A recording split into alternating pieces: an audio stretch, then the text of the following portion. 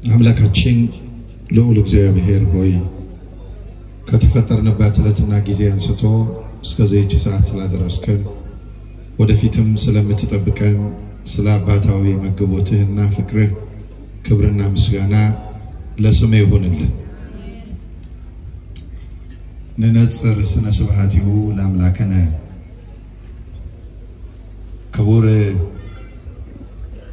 አባታችን መምህራችን ቀሲስ ቃል ኪዳን የዚህ ታላቅ ወረዳ ቤተ ክህነት ዋና ስራ አስኪያጅ፣ ክቡር መላከ ገነት መምህር ቀሲስ ኃይሉ የዚህ ታላቅ ቤተ መቅደስ ዋና አስተዳዳሪ፣ ክቡር ወንድማችን መምህር ጥላሁን በኢትዮጵያ ኦርቶዶክስ ተዋሕዶ ቤተክርስቲያን በወላይታ ሀገረ ስብከት የኦቶና ደብረ ጽዮን ቅድስት ማርያም ቤተክርስቲያን የስብከተ ወንጌል ኃላፊ፣ የተከበራችሁ ሊቃውንተ ቤተክርስቲያን አባቶቻችን ካህናት፣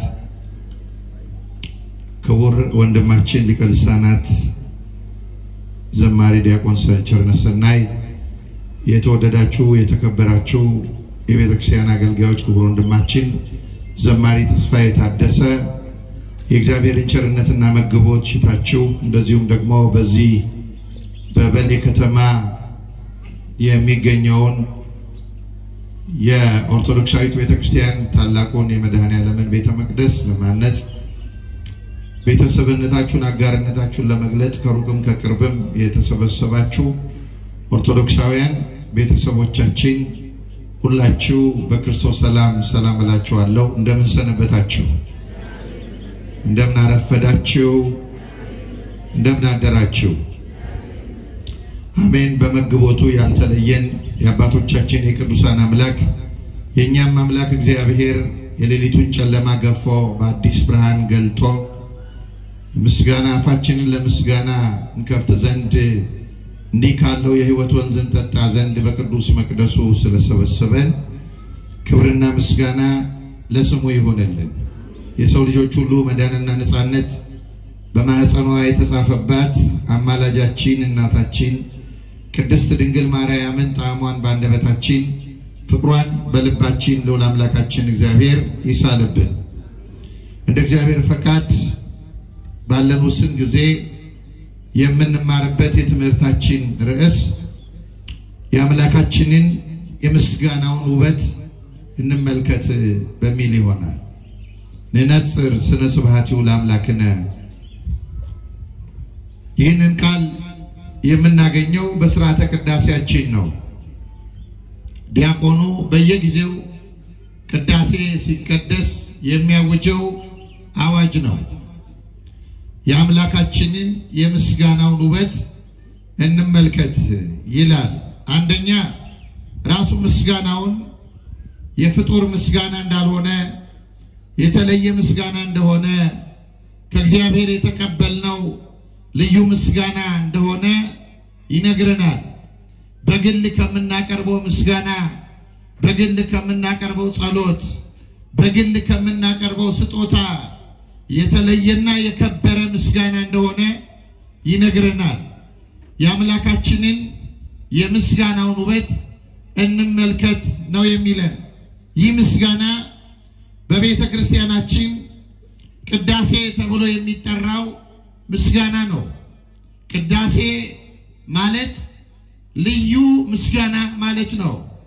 የተለየ ምስጋና፣ ወደር የማይገኝለት ምስጋና፣ ራሱ እግዚአብሔር ለሰው ልጆች የሰጠው ሰማያዊ ምስጋና ነው እና ይሄንን ምስጋና እንመልከተው እናስተውለው ነው የሚለን እና ዛሬ የምንማረው ባጭሩ ስለዚህ የምስጋና ክፍል ነው። ምንድነው በቅዳሴ ጊዜ የምናየው?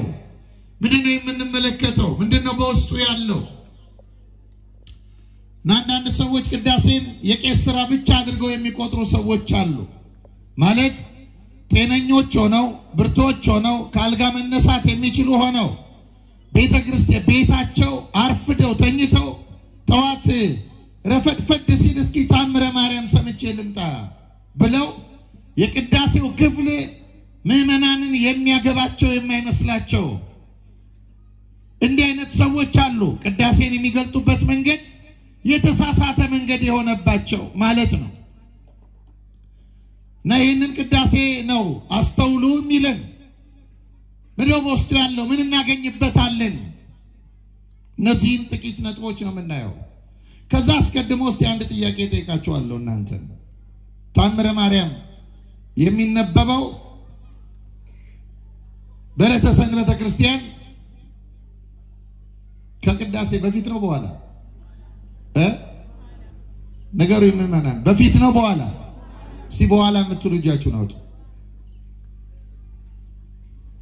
ምን ነው በኋላ ብላችሁ ያሰማችሁኝ ያላችሁ አይደል? እሱ እጃችሁን አውጡ። እናንተ ድምጽ ያሰማችሁኝ እጃችሁን አውጡ። 1 2 3 4 5 ሻውርድ በፊት ነው የምትሉ አላችሁ? እጅ የላችሁ ታዲያ? ቅዳሴ በኋላ ነው የሚነበበው የምትሉ እስቲ እጅ ያላችሁ እጃችሁን አውጡ። እጅ ያላችሁ የሌላችሁ የላችሁ አታውጡ። እጅ የሌለው እጅ ያላችሁ አውጡ እስቲ። እሺ አውርዱ። አዎ ቅዳሴ በኋላ ነው ብለን ያልነው ተአምረ ማርያምን በደንብ ስለምንሰማው ሳይሆን እኛ ስንመጣ ከቅዳሴ በኋላ ቄሱ ሲያነቡ ስለምናያቸው ነው እንጂ ተአምረ ማርያምን በትክክል ብንሰማው ተአምረ ማርያም የሚነበበው ከቅዳሴ በኋላ ሳይሆን በፊት ነው። በደንብ ብንሰማው ምን ይላል ቄሱ? ለክርስቲያን ሁሉ የእመቤታችንን ተአምር መስማት አይምሰለው፣ የከበረ ገናና ነውና ወንዶችም ሴቶችም መስማትን አያስታጉሉ።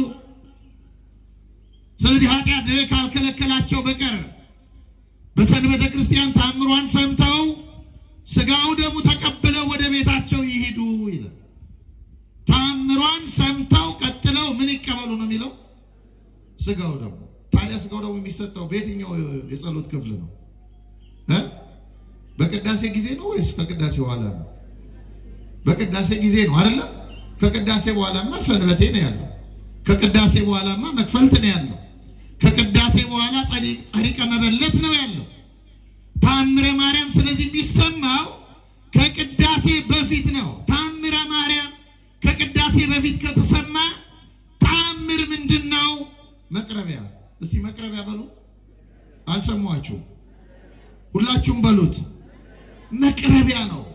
በክርስትና ትምህርት ተአምር ዋና ነገር አይደለም፣ ፍርፋሪ ነው። አሁን ብዙ ሰው ከሃይማኖት የሚወጣው እንዲህ አይነት ተአምር አደርግልሃለሁ እየተባለ ነው።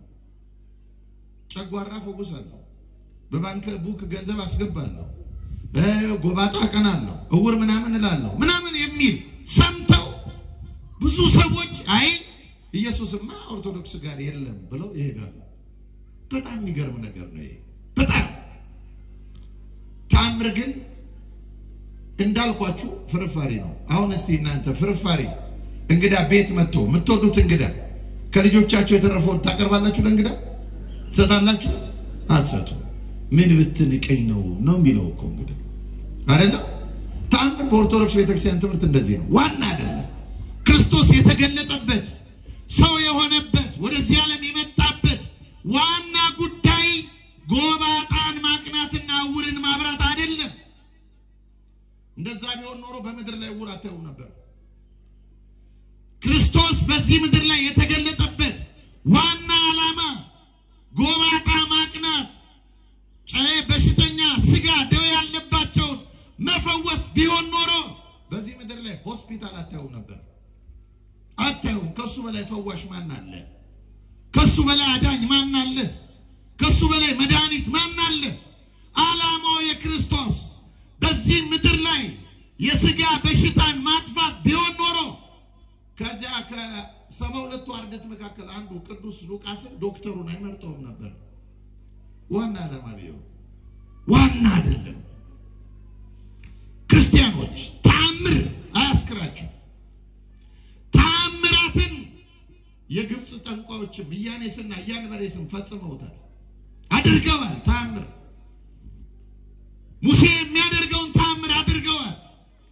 ተአምራትን በዘመነ ሐዋርያት የነበረው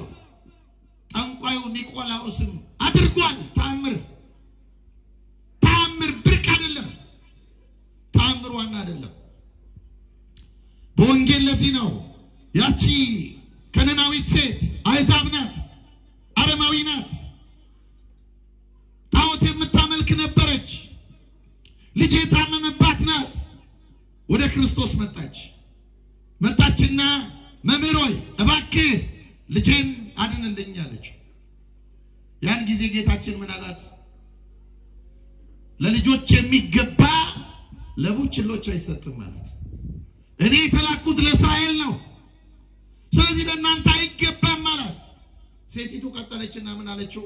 አሁን ጌታ ሆይ፣ አሁን መምህር ሆይ ለልጆች የሚገባው ዋናው ለቡችሎች እንደማይሰጥ አውቃለሁ።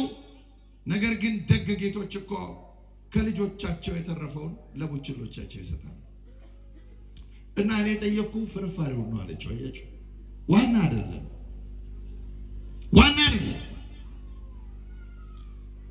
ተአምር የእምነት መስፈርት አይደለም፣ መለኪያ አይደለም። ተአምር ብዙዎቻችን እርሱ ነው የሚመስለን። ለዚህ ነው ህይወታችንን በተአምራት ላይ ስለምናንጠለጥለው ተአምር ይደረጋል ስንባል የማንሄድበት የለም። አይደለም ዋና አያችሁ ዋና መቃረቢያ ነው ተአምር፣ መዳረሻ ነው። ተአምር ለማያምን ሰው ሊፈጸምለት ይችላል፣ ሊደረግለት ይችላል። ዋናው ምንድነው?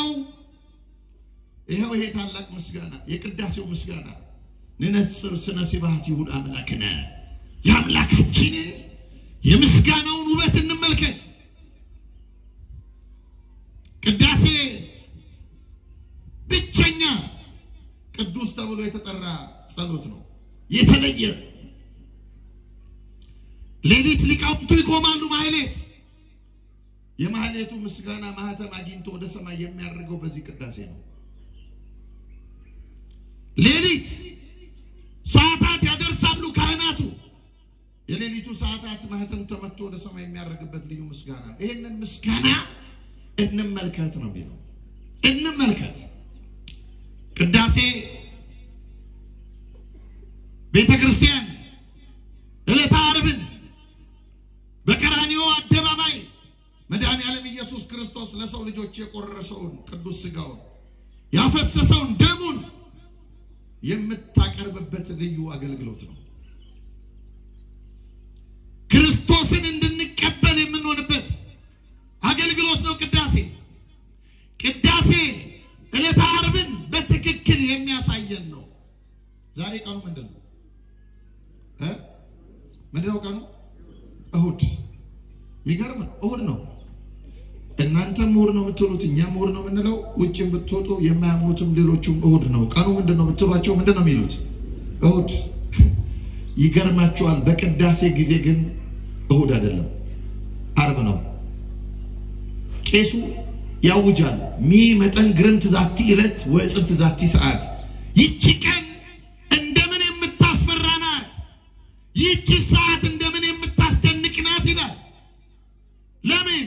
መንፈስ ቅዱስ አለ ከላይ ከሰማየ ሰማያት የሚወርድባት ይህንንም ታላቅ መስዋዕት የሚሰውርባት ነው። ቤተ ክርስቲያን ሁላችንን ይዛ ወደ ቀራንዮ የምትወጣበት ልክ ዓርብ ክርስቶስ ያኔ በቀራንዮ የተቀበለውን መከራ በዓይናችን የምንመለከትበት አገልግሎት ነው ቅዳሴ። ይህን ነው አስተውሉ የሚለን ዲያቆኑ። በቅዳሴ ታዩታላችሁ ክርስቶስን። ቅዳሴ ሰማይ የሚወርድበት ምድር የሚያርግበት ነው። በቅዳሴ ጊዜ ክርስቲያኖች በምድር ላይ አይደለም ያለ ነው። ለዚህ ነው ዲያቆኑ ምን ይላል?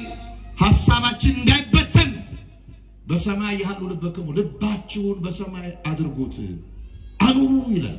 በሰማይ ልዩ ነው። ከጅማሬው ጀምሮ ቅዳሴ ቤተክርስቲያን መጀመሪያ ደወል ታሰማለች። ተሰብሰቡ ነው፣ ጥሪ ነው። ምእመናን አላርም ነው የቤተክርስቲያን ደወል። ልክ እናንተ በምትፈልጉት ሰዓት እንድትነቁ አላርም እንደምትሞሉት በስልካችሁ ላይ መቀስቀሻ ደወል እንደምታኖሩት ቤተክርስቲያን የመቀስቀሻ ደወል ነው የምታሰማው። ለማን? ለአማኞቿ። እግዚአብሔር ድምጿን እንድንሰማ ሁላችንን ይርዳን። እናቴ ቤተክርስቲያን ጠራችኝ ብለን እንድንነሳ ያያችሁ። ምን ነው የምትለው ቤተክርስቲያን? ኑ ተሰብሰቡ፣ ሁላችሁን ወደ ቀራንዮ ይዣችሁ ልወጣ ነው። ወዴት አልኳችሁ? አቤት፣ ወደ ቀራንዮ ይዣችሁ ልወጣ ነው። ከቤታችን ወደ ቤተክርስቲያን ለቅዳሴ ስንመጣ ከሊጦስትራ ወደ ቀራንዮ እየወጣን ነው። ጉዞ ነው። ታሰማለች ቤተክርስቲያን ደወል። ካህኑ ይዘጋጃል፣ ልብሱ ይዘጋጃል። የልብሱ ጸሎት አለ፣ የጻሕሉ ጸሎት አለ፣ የዕርፈ መስቀሉ ጸሎት አለ። እያንዳንዱ በቤተ መቅደሱ ለቅዳሴ የምንገለግልባቸው ሰዎቹ ብቻ ሳይሆን ራሱ ልብሱ ነዋያቱ በሙሉ ጸሎት ይጸለይበታል። ለምን? ዝግጅት ነው። ንጉስ ልንቀበል ነው። ንጉስ ልንቀበል ነው። የነገስታት ንጉስ ነው። እናንተ በአንድ ከተማ እንግዳ ለመቀበል እንዴት እንደምትዘጋጁ ታውቃላችሁ አይደለም? እንኳን ንጉሱን እኛን እንኳን ለመቀበል እንዴት ነው ሆናችሁት? የከተማው ዝግጅት አያችሁ። ለሚመጣው እንግዳ ያላችሁን ክብርና ፍቅር ለመግለጥ ነው አይደለም? ቤተክርስቲያን በቅዳሴ ዝግጅት የምታደርገው የነገስታት ንጉስ ኢየሱስ ክርስቶስን የምትቀበልበት ሰዓት ቀርቧል። የሚመጣበት ሰዓት ቀርቧል። ስለዚህ ዝግጅት ያደርጋል። ካህኑ ይታጠባል፣ ይነሳል፣ ልብሱን ያዘጋጃል፣ በልብሱ ይጸልያል። ለምን? ልብሱን ከለበሰው በኋላ በእምነት የሚነኩ ሰዎች እንዲፈወሱበት የክርስቶስ ቀሚስ እንዲሆን ዝግጅት ይደረጋል። ከዚያስ ከቤተልሔም ከቤተ መቅደሱ ጀርባ ቤተልሔም አለ። ቤተልሔም ማን የተወለደበት ነው? ነገሩኝ እንጂ መናገር ይችላልላችሁ አይደል? እኮ ጮክ ብላችሁ ነገሩኛ። እኔ ላሊበላ ዘር የለብኝም ጮክ አለብኝ እንዴ? እኮ ነገሩኛ። ማን የተወለደበት ነው? ልማዱ ቃል እግዚአብሔር መናገር የእግዚአብሔር ቃል እኮ ነው፣ ሌላ አይደለም። አላያቸውም? አንዳንዶቹን ከወንድሞቻችን ቆሞ ሲሰብኩ አጠገብ ያለው ነካርጎ ምናምን ይላል። እኛ እንደሱ አይደለምላችሁ፣ ግን ተናገሩት። የእግዚአብሔር ቃል ስትናገሩት እንዲያዝላችሁ የእናንተ ድምጽ ፈልጌ አይደለም፣ ይያዛል ስትናገሩት። ማን የተወለደበት ነው? ኢየሱስ ክርስቶስ። ኢየሱስ ክርስቶስ ነው። እዚያ ነው የሚመጣው ህብስቱ። ቃጭል ያሰማል። ዲያቆኑ ዳወል እያሰማ ትንሽ ቃጭል ይመጣል። ካህናቱ ከዚህ ይመጣሉ። ምን እያለ ነው? ያደወል ምንድነው? ያደወል ምንድነው? የዮሐንስ ድምጽ ነው። የመጥምቀ መለኮት ዮሐንስ ድምጽ ነው። በግኡ ለእግዚአብሔር። ይሄው የምትጠብቁት በግ መጣ። ኢየሱስ ክርስቶስ መጣ። በገሊላ አውራጃ ያስተማረው ያንን ዓለም የጠበቀውን ይስሐቅ የጠየቀውን በግ፣ ትውልድ የጠበቀውን በግ፣ የሚድንበትን በግ፣ ሕይወት የሚያገኝበትን አማናዊ በግ፣ ያቶ ገሌ አይደለም፣ የወይዘሮ ገሌ አይደለም፣ የእግዚአብሔር በግ፣ የእግዚአብሔር በግ። ይሄው በጉ መጣ። የምትጠብቁት በግ መጣ። አያችሁ፣ ያሰማል። ከዛ ወደ ቤተ መቅደስ ይገባል። ወደ ቤተ መቅደስ ከገባ በኋላ ክርስቲያኖች መጋረጃው ይዘጋል። ምእመናን፣ መጋረጃው የሚዘጋው ከእናንተ የሚደበቅ ኖሮ አይደለም። መጋረጃው የሚዘጋው ክርስቲያኖች ኢየሱስ ክርስቶስ በቀራንዮ መስቀል ላይ በተሰቀለ ጊዜ እንደምታውቁት ፀሐይ የአምላኬን እርቃን አላሳይም ብላ በ6 ሰዓት ጨለማ ነበር። ቤተ ክርስቲያን እሱን ነው የምታሳየው። እሱን ነው ፀሐይ መጨለሙን። ክርስቶስ ወዴት እየወጣ ነው? ወደ ቀራንዮ፣ ወደ መስቀል። ከዚያ መጋረጃው ተዘግቶ ካህናቱ ሁለቱ ካህናት 3 መንበር መስኮት አለው። መንበሩ 3 መስኮት። በደንብ ይዩት። መንበሩ መቅደሳችሁ ሲከፈት ይዩት። የእናንተ ነው። 3 መስኮት አለው። 4 ነው። አንደኛው በስዕለ ማርያም ይዘጋል። የትም ቤተ ክርስቲያን ቢሆን የምናደርገው መንበሩ ላይ የእመቤታችንን ስዕል ነው። እየሰማችሁ ነው? የማን ስዕል አልኳችሁ? አሁን ይሄ ቤተክርስቲያን ማን ነው የሚባለው? መድኃኔዓለም አይደል? መንበሩ ላይ ብትመለከቱት የማንን ስዕል ነው የምታዩት? ለምን መድኃኔዓለም አይደል? ለምን የመድኃኔዓለምን አላደረግንም? እናቱ ስለሆነች። የእናቶች መልስ እንደሱ ነው። ይኸውላችሁ በማርቆስ እናት በማርያም ቤት ኋላ ላይ መጣበታለሁ። የማርቆስ እናትን ቤት በማርቆስ እናት በማርያም ቤት ውስጥ ሐዋርያት የሐዋርያት ሥራ ምዕራፍ 1 አንብቡ።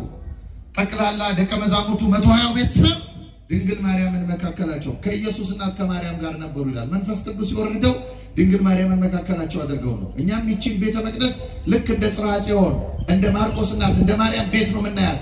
ስለዚህ መሃላችን ማን እናደርጋለን? እመቤታችን ቅድስት ድንግል ማርያም። ይሄ ቀኖና ሐዋርያት ነው። ስዕል አለ። ከዚያ ሶስቱ መስኮት ግን ክፍት ነው። ሶስቱ ዲያቆናት፣ ሁለቱ ካህናት የሚቀድሱት ካህናት በእነዚህ ሶስት መስኮቶች የጌታን ህብስት ይቀባበላሉ። በሶስቱ መስኮቶች ምን እያሉ ነው ካህናቱ?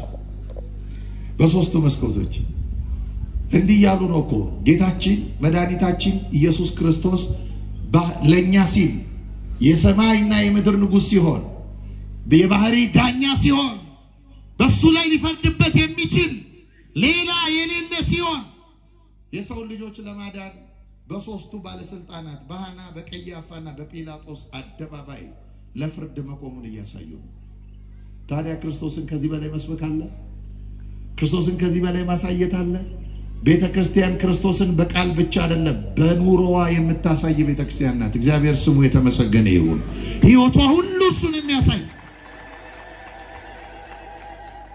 ያሳያሉ። ይህንን ታላቅ ትዕይንት በቀራንዮ የሆነውን ያሳያሉ።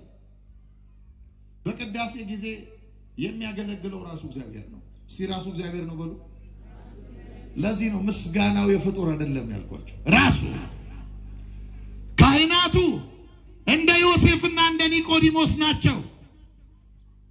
ራሱን መስቀል ላይ ያዋለውን አምላካችንን ወደ አዲስ መቃብር እንዳወረዱት የኛም በንስሐ ወደ ታጠበው ወደ ልባችን የአዲስ መቃብር ሆኖ ክርስቶስን ለመቀበል ነፍስ የተለየው መለኮት የተዋህደውን ሥጋ ለመቀበል ሰውነታችንን አዲስ መቃብር እናደርጋለን። ራሱን የሰጠንን አምላክ በእነርሱ አማካኝነት እንቀበላለን። በእነርሱ አማካኝነት ራሱ ነው። ራሱ ክርስቶስ መስዋዕት ሆኖ ይመጣል፣ ሌላ አይደለም። ራሱ መስዋዕቱን መንፈስ ቅዱስ ይለውጠዋል። መስዋዕቱን እግዚአብሔር አብ ይቀበለዋል። በቅዳሴ ጊዜ ሥላሴ ይገለጣል። እየሰማችሁ ነው? ማን ይገለጣል አልኳችሁ?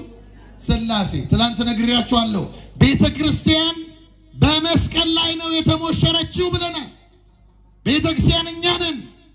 አሁን ተመልከቱ። በቅዳሴ ጊዜ ታዲያ ክርስቶስ ቀራንዮ እየወጣ ነው። ምን ሊያደርግ? ቤተ ክርስቲያን ሊያጫት። ታዲያ ሰው እንዴት የሰርጉለት ይቀራል? ካልሞተ በስተቀር ሰው የሰርጉለት ይቀራል? ነገሩ ይቀራል? ካልሞተ በስተቀር የሰርጉለት ሰው አይቀርም። የቤተ ክርስቲያን ሰርግ ነው ቅዳሴ።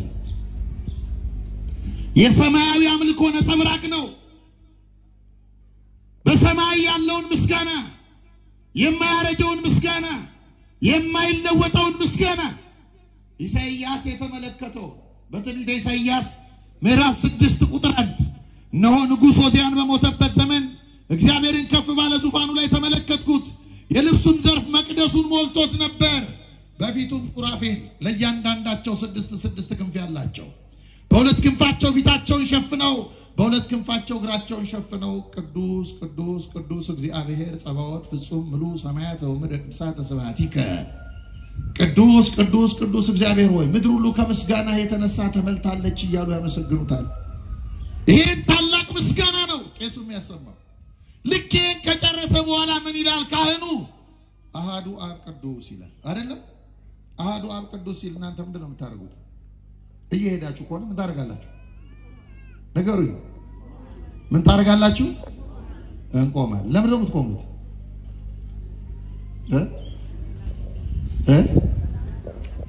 እሺ እናንተ ብቻ አይደለም የምትቆሙት። ቄሱም ቀጥ ብሎ ነው የሚቆመው። ቀጥ ብሎ እጁን ከፍ አድርጎ ለምን ምስክርነት እየሰጠ ነው? ቄሱ የሚያምነው እምነቱ አሐዱ አብ ቅዱስ፣ አሐዱ ወልድ ቅዱስ፣ አሐዱ ውእቱ መንፈስ ቅዱስ በአንድነቱ በሶስትነቱ የሚመሰገን የሚመለክ ልዩ ሶስት የሆነ እግዚአብሔር የማምነው በዚህ ነው እያለ ነው። ቄሱ ኑፋቄ ካለበት ጥርጥር ካለበት ቅዳሴ አይገባም። ይሄን ይጠራል። ቀጥ ብሎ መቆሙ ምንድነው? የዮና ልጅ ስምዖን ጴጥሮስ በፊልጶስ ቂሳሪያ ጌታችን ሰዎች የሰው ልጅ ማን ይሉታል ብሎ ሲመሰክር ሲጠይቅ አንተ ውእቱ ክርስቶስ ወልደ እግዚአብሔር ሕያው፣ አንተ የሕያው እግዚአብሔር ልጅ ክርስቶስ ነህ የሚል ታላቅ ምስክርነት ሲሰጥ እግዚአብሔር ምን አለ? ኦ ስምዖን ወልደ ዮና እስመ ኢከሰተ ለከ ዘንተ ሥጋ ወደም፣ የዮና ልጅ ስምዖን ሆይ ይህንን ሥጋና ደም አልገለጠልህም፣ አላህ መንፈሳዊ የዘበሰማያት በሰማይ ያለ የአባቴ መንፈስ ነው የገለጠልህ። ስለዚህ ምን አለው ጌታችን? አንተ ኮክ በዲበ ዛቲ ኮክ አሐንጻ ለቤተ ክርስቲያኔ፣ አንተ አለት ነህ፣ በአንተ አለትነት ላይ ቤተ ክርስቲያን እመሰርታለሁ። ታዲያ ቀጥ ብሎ የሚቆመው ቄሱ ለምንድን ነው? እምነቴ የጸና ነው፣ በአለት ላይ የጸና። እግዚአብሔር እምነታችንን አለት ያድርግልን። ጎርፍ ቢመጣ የማይወስደው፣ የምንፍቅና ጎርፍ ቢመጣ፣ የክደት ጎርፍ ቢመጣ የማይናወጥ እምነት ነው ያለኝ። ምእመናንስ ምን እንላለን? ቄሱ ይሄን ካለ በኋላ እኛም ቀጥ ብለን በአማን አብ ቅዱስ፣ በአማን ወልድ ቅዱስ፣ በአማን ውእቱ መንፈስ ቅዱስ። ቄሳችን ሆይ እውነት ነው፣ የኛም እምነት እንዳንተ ያለ እምነት ነው፣ የኛም እምነት የማይናወጥ ነው፣ የጸና ነው፣ ብርቱ ነው ብለን መሰክራለን። ይሄንን ቅዳሴ ነው አስተውሉ። ሥላሴ የሚመለክበት ቅዳሴ፣ ሥላሴ የሚመለክበት አስተውሉ። ቀራንዮ ነው ኢየሱስ ክርስቶስ እንደተሰቀለ ሆኖ የሚታይበት አስተውሉ። ንነጽር ስነ ስብሐት ይውላ አምላክነ፣ የአምላካችንን የምስጋናውን ውበት እንመልከት። በቅዳሴ ጊዜ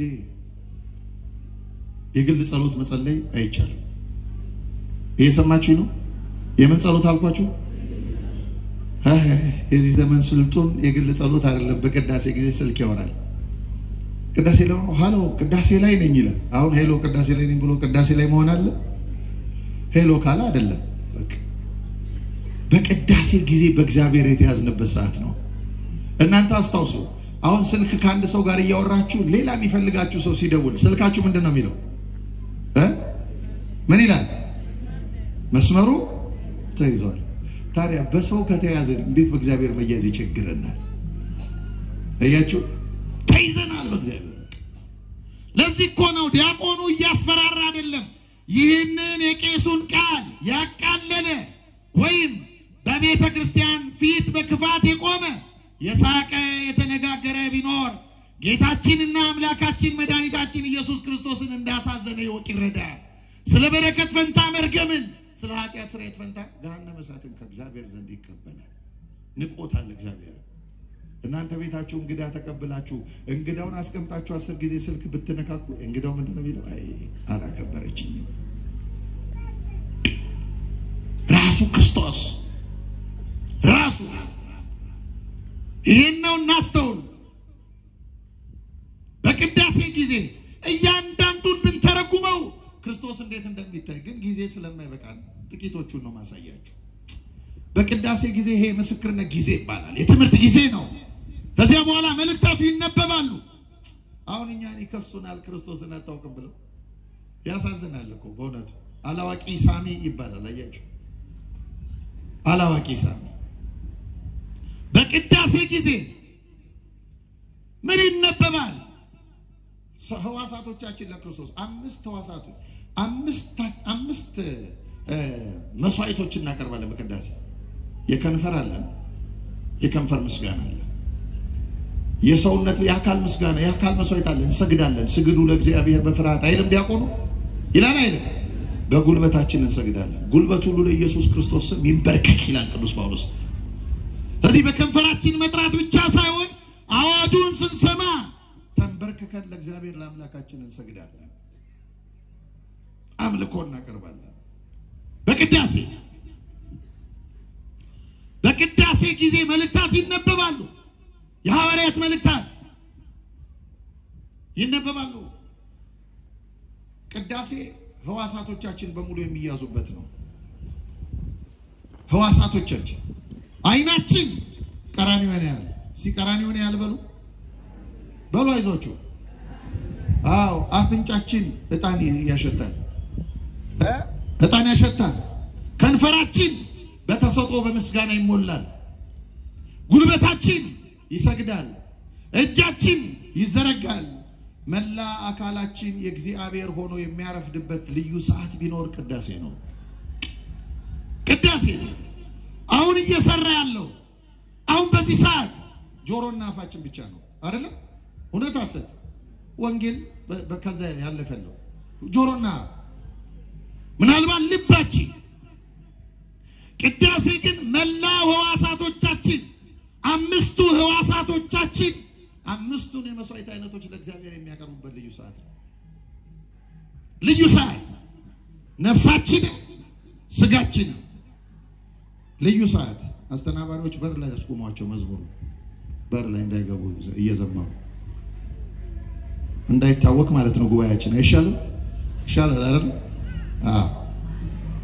ስለዚህ ተመልከቱ ልዩ ስለሆነ ምን አለ ንነጽር ስነ ስብሐቲሁ ለአምላክነ ያምላካችንን የምስጋናውን ውበት እንመልከት ይገርማል እጅግ የምንወዳት እመቤታችን ቅድስት ድንግል ማርያም የሷ ተአምር እንኳን በቅዳሴ ጊዜ አይነበብም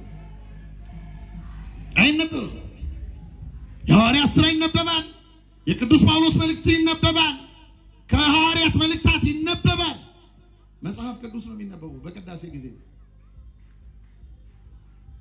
አንድ ሰው ቅዳሴን በትክክል ቢያውቅ በትክክል ቅዳሴን የተረዳ ሰው በፍጹም ከኦርቶዶክስ ቤተክርስቲያን አይወጣም በፍጹም ሌላውን በፍጹም በቅዳሴ ጊዜ ወንጌል ይነበባል ወንጌል ሲነበብ አስተውላችኋል ወንጌል ሲነበብ ወንጌል ከመነበቡ በፊት ምን ይላል ዲያቆኑ ጸልዩ በእንተ ወንጌል ቅዱስ ይላል ስለዚህ ቅዱስ ወንጌል ጸልዩ ለምን እንዲገባን ነው የእግዚአብሔር ምስጢር ሐሳቡ የመለኮት ሐሳቡ እንዲገባን እንድንረዳው እግዚአብሔር በእኛ ላይ ምን እንደሚፈልግ ፈቃዱን እንድናውቅ ስለ ወንጌል ጸልዩ እኛ ምን እንላለን ይረሴነ ድልዋነ ለሰሚዓ ወንጌል ቅዱስ ብለን ተሰጥቶን መልሳለን እውነት ነው ዲያቆናችን ሆይ ይሄንን ቅዱስ ወንጌል ለመስማት የተዘጋጀን እግዚአብሔር ያድርገን አያችሁ ባልተዘጋጀ ልብ አይሰማም እግዚአብሔር አይሰማም ክርስቶስ መጥቶ ከማስተማሩ በፊት ደልዳይ ተራራውን ሜዳ አድርጎለታል ቅዱስ ዮሐንስ መጥምቅ እንደምታውቁት ኮረብታውን አቅንቶለታል ወንጌል በንጹህ ልብ የሚሰማ ነው በተዘጋጀ ልብ የሚሰማ ነው ይሄንን ካለ በኋላ ቄሱ ወንጌሉን ከቤተ መቅደስ ይዞ ይወጣል እንዴት ይዞ እንደሚወጣ አይታችሁ ታውቃላችሁ አስተውላችሁ ታውቃላችሁ ምመና አያችሁ ቅድም ያልኳችሁ ለዚህ ነው አይኖቻችን ሁሉ እሱን ማየት አለባቸው ማየት ወንጌሉ ምን ያደርጋል ቄሱ ከፍ አድርጎ ነው የሚወጣው ከፍ ወደ ላይ አይደለም እጁን ከፍ አድርጎ ምን ይላል ነዋ ወንጌል መንግስተ ሰማያት ይላል የመንግስተ ሰማያት ወንጌል እነሆ ይላል የማን ወንጌል የመንግስተ ሰማያት ምን ይያለ ነው ቄሱ እኔ ከኪሴ ያወጣሁት ሐሳብ አይደለም የፍጡር ቅዠት አይደለም የዚህ ምድራውያን ጠቢባን ፍልስፍና አይደለም የሆኑ ሰዎች በኮሚቴ ተሰብስበው ይሄን ሐሳብ እናስቀምጥለት ብለው በመነጋገር በኮሚቴ የተወሰነ ሐሳብ አይደለም የማን ነው የእግዚአብሔር ነው ወንጌሉ ሲነበብ ጥላ ይዘረጋል ጥላ ይታችሁ አታውቁ ጥላ ይዘረጋል ወንጌል ሲነበብ ለምን ቁጭ በሉ እየሰማችሁ ነው የቆማችሁ እዚሁ ላይቭ እየተላለፋችሁ ነው ዓለም ነው እያያችሁ ያለው አዛጋጂ ቁጭ በሉ እንጂ እኮ አስቀም ትምህርት አይደል እንዴ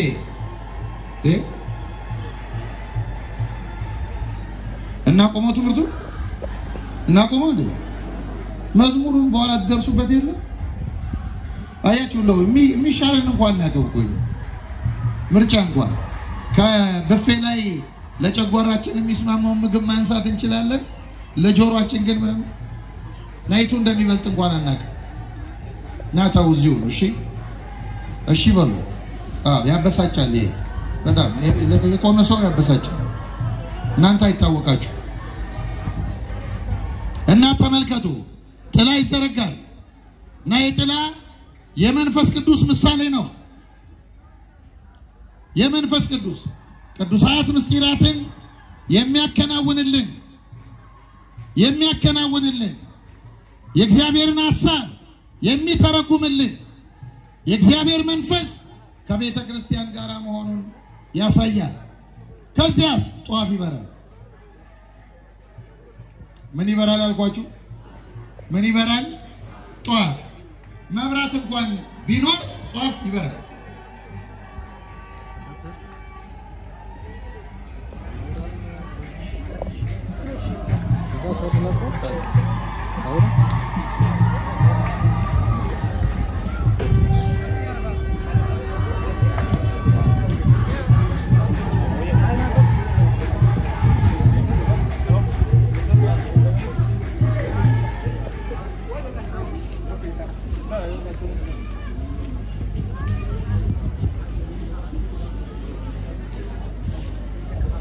ምን ይበራል አልኳችሁ ጧፍ ለምን ነው የሚበራው ጧፍ በሬው በዚህ በኩል ለምን አለፈ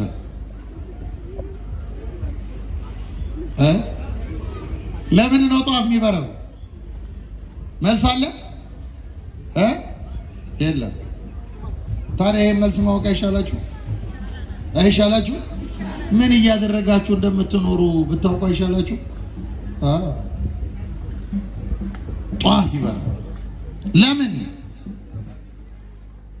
ነብዩ ኢሳይያስ እንዲህ ብሏል በመሲሁ በክርስቶስ የተወገደውን ጨለማ ሲገልጥልን በጨለማ የሄደ ሕዝብ ብርሃንን አየ በወንጌል የተገኘውን ብርሃን በክርስቶስ የተገኘውን ብርሃን ቤተ ክርስቲያን ታሳያለች ከዚህ በላይ ክርስቶስን መስበክ አለ ከዚህ በላይ ማሳየት አለ ይሄንን ቅዳሴ ነው እናስተውል የሚለው ዲያቆኑ እናስተውል ክርስቶስ የሚታይበት ስለሆነ እናስተውል ቀራንዮ በትክክል የሚሳልብን ስለሆነ እናስተውል አዲስ ፋሲካ ነው ክርስቶስ ያዘጋጀው ፋሲካ ነው ክርስቶስ በዚህ በማርቆስ ወንጌል በምዕራፍ 14 ላይ ጌታችን መድኃኒታችን ኢየሱስ ክርስቶስ የሚሰቀልበት ዋዜማ በዕለተ ሐሙስ የአይሁድ ፋሲካ ነበር አሁን ሐዋርያት አንድ ጥያቄ ጠይቁት ጌታን ምን አሉት በአይቴ ተፈቅድና አስተዳሉ ከመትብላ ፍስሐ ጌታ ሆይ መምህር ሆይ ፋሲካን ትበላ ዘንድ በማን ቤት እንድናዘጋጅልህ ትወዳለህ የት እናዘጋጅ አያችሁ ያቃሉ እኮ ከዚህ በፊት እኮ ክርስቶስ በዘኪዮስ ቤት በማዕድ ተገኝቷል በጥብርያዶስ ባህር አብሯቸው ሜዳ ላይ ተቀምጦ በልቷል አብሯቸው አሳና እንጀራ በርክቶ እና በአልዓዛር እህቶች በማርታና በማርያም ቤት ተስተናግዷል ጌታችን በዚህ ሐዋርያት አንድ ቦታ ብናዘጋጅለትም ይበላል እኮ አላሉ ይሄ ፋሲካ ልዩ ፋሲካ ስለሆነ በማን ቤት እንድናዘጋጅልህ ትወዳለህ አሉት በማን ቤት ያኔ ክርስቶስ አንዱ ጋር አዘጋጁልኝ አላላቸው እንዲህ ብሎ መለሰላቸው ቤታችሁ ገብታችሁ አንብቡት የማርቆስ ወንጌል ምዕራፍ 14 ስታነቡ ወደ ውጪ ወደ መንደር ሄዱ ስትሄዱ አንድ ሰው ውሃ ቀርቶ ሲመጣ ታዩታላችሁ ውሃ በማሰሮ ይዞ ሲያልፍ ታዩታላችሁ ያንን ሰው ተከተሉት ከኋላ ስትከተሉት ከኋላ ዝም ብላችሁ ተከተሉት እሱ የሚገባበት ቤት ቆሙና ባለቤቱን ጠርታችሁ መምህሩ ፋሲካን የሚበላበት ሰዓት ደርሷልና ስፍራውን ወዴት አዘጋጀለት ብላችሁ ጠይቁት። ያን ጊዜ እሱ በላይ በሰገነቱ ላይ የተሰናዳና የተነጠፈ ቤት ያሳያቸዋል። አያችሁ ልዩ ቤት። አሁን የምንሰራው መቅደስ ይሄ ነው። እየሰማችሁ ነው? ቤተ መቅደሱን ስንሰራ ኢየሱስ ክርስቶስ ፋሲካውን የሚያቀርብለት ቀራንዮን እያቆምን ነው። ቀራንዮን በዚህ አዘጋጁልኝ እንዲህ ያለ መስዋዕት የሚቀርብበት ነው ቅዳሴ። ይሄን እናስተውል። ሁለት ነገሮች ነግሬያችሁ አበቃለሁ። ሁለት ካህናት ተከራከሩ በአንድ ወቅት እና ካህናቱ የተማሩ ናቸው። አንዱ ብሉይ ኪዳን አንዱ አዲስ ኪዳን የተማሩ ናቸው። እና ክርክራቸው ምንድነው? እኔም አንተም ቀድሰን እናቆርባለን እና እንደው በቅዳሴ ጊዜ በየትኛው ጸሎት ነው መስዋዕቱ ተለውጦ ወደ ክርስቶስ ሥጋና ደም የሚሆነው? የክርስቶስ ሥጋና ደም የሚሆነው በየትኛው ጸሎት ነው ብሎ አንደኛው ቄስ ጠየቀው። ስቴካው አንደኛው ምን አለ? እንዴ ይሄን እስከዛሬ አታውቅም እንዴ አለ። አዎ አላውቅም አለ። ሀበነ ንህበር በዘዚያ ከመንፈስ ቅዱስ ስንል ነው የሚለወጠው አለ። እንዴት ስንል ነው የሚለወጠው አለ። አይ አለ ጠያቂው፣ እዚያ ጋርማ የሚለወጥ ከሆነ ቅዳሴ ማብቂያ ላይ መልካ ቁርባን ስንደግም ይወርድ መንፈስ ቅዱስ በላዕለ ኅብስቱ ለምን እንላለን? ስለዚህ የሚለወጠው እዚህ አካባቢ ነው አለ። አይደለም። ተከራከሩ መልስ አጡ። እነሱ ጋር መጥቶ የሚያስቀድስ ጫካ የሚኖር አንድ ባህታዊ አለ። ያ ባህታዊ መጥቶ የሚያስቀድሰው ሲቆርብ ነው። ታዲያ ይህ ባህታዊ ያለቅሳል ብዙ ጊዜ እዛ ቅዳሴ ላይ ቆሞ። በለኔና አንተ ቀዳሾቹ ያልገባን ይሄ ባህታዊ የተረዳው ነገር አለ፣ ሄደን እንጠይቀዋሉና የሚኖርበት ባቱ ገጠር ሄደው ጫካ ሄደው ጥያቄ ልጠይቅ መጣን አሉት። ምንድነው የምትጠይቁኝ? እናንተም አታውቁት የተማራችሁት፣ እኔ የማውቀው ምን አለና ነው የምትጠይቁኝ አላቸው። አይ ቅዳሴ ስንቀድስ መስዋዕቱ ተለውጦ የክርስቶስ ሥጋና ደም የሚሆነው በየትኛው ጸሎት ነው ብሎ ጠየቁት። አባቶቼ እኔ ምን አውቃለሁ አለ። ታውቃለህ ብለው ገዘቱት። በክህነታቸው ገዘቱት። ንገረን ሲሉት አለቀሰ። አንተኛው ቄስ አለ፣ ሀበነ ላይ ይለወጣል ያልከው ቄስ አለ። አቤት አንተ ስትቀድስ ይገርማል። ልክ ሀበነ ንህበር በዘዚያ ከመንፈስ ቅዱስ ስትል ኢየሱስ ክርስቶስን እጅ ላይ እንደ ሕፃን መለከተዋለሁ እንደ ሕፃን እና ቢላውን የምታሳርፍበት ይመስለኛል አለ። ላስትልህ እፈልጋለሁ እንዳታርደው እና ወደ አንተ ስጠጋ የሆነ ክንፍ ነገር ይከለክለኛል። ያን ጊዜ አለቅሳለሁ አለ። ሕፃኑ ሲታረድ እያየሁ አለቅሳለሁ አለ። አንተኛው ቄስ ደግሞ አለ፣ አንተ ደግሞ የወረድ መንፈስ ቅዱስ በላዕለ ኅብስቱ ሲባል ይለወጣል ያልከው ቄስ አለ። አንተ የምትቀድስ ቀን ደግሞ ሀበነ ሲባል ምንም አለይም አለ። ምንም እጠብቀዋለሁ አለ። ያን ሕፃን እየተነጠቅኩ ጠብቅ ፈልገዋለሁ አለ። ምንም ይሄ ሕፃን ቀረብኝ ብዬ ያዝናለሁ አለ። ዝም ብዬ ቅዳሴው እስኪያበቃ ስከተል አንተ ደግሞ የወረድ መንፈስ ቅዱስ በላዕለ ኅብስቱ ስትል ኢየሱስ ክርስቶስን ጻሕሉ ላይ እንደታረደ ነጭ በግ ሆኖ አየዋለሁ አለ። ስለዚህ አለ አንድ ነገር ገብቶኛል አለ። አንድ ነገር ገብቶኛል። አንድ ሴት አለ ምግብ ለማብሰል ቀዝቃዛ ውሃ ሰዓት ላይ ጥዳ ያ ሰዓት ውሃውን መጀመሪያ ለብ ወደ ማለት ቀዝቃዛው ከዚያ ወደ ማፍላት እንደሚለውጠው ቅዳሴው ሙሉ ጸሎቱ መስዋዕቱን ይለውጠዋል። የሚለወጥበትን ሰዓት ግን መንፈስ ቅዱስ ብቻ ያውቃልና በእምነት አቀብሉ። ይሄን ቅዳሴ ነው እናስተውል። ራሱ መንፈስ ቅዱስ የሚሰራበት እናስተውል።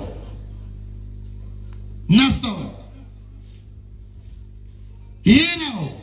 ተመልከቱ የክርስቶስን ደም ቤተክርስቲያን የሚፈሰውን ደም የምትቀዳበት ሰዓት ነው ቅዳሴ። የምትቀዳበት በመስቀል ላይ ክርስቶስ የቆረሰውን ሥጋ የምትቀበልበት ሰዓት ነው ቤተክርስቲያን ቅዳሴ። ይሄን ነው ንነጽር ስነ ስብሐቲሁ ለአምላክና የመጨረሻው እቱ በሰላም። እስቲ እቱ በሰላም በሉ። አቤት እቱ በሰላም። ትላንት ያስተማሩን መምህር በአባታችን ነው የዘጉት። እኔ እቱ በሰላም እቱ በሰላም ምን ማለት ነው? በሰላም ወደ የቤታችሁ ሰሞኑ ማን ነገራችሁ?